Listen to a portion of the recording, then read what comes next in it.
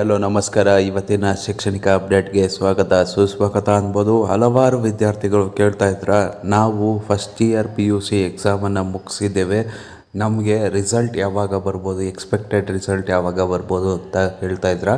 ಅದಕ್ಕೋಸ್ಕರ ಈ ವಿಡಿಯೋ ಮಾಡ್ತಾಯಿದ್ದೀನಿ, ಯಾವಾಗ ನಿಮ್ಮ ರಿಸಲ್ಟ್ ಬರುತ್ತೆ.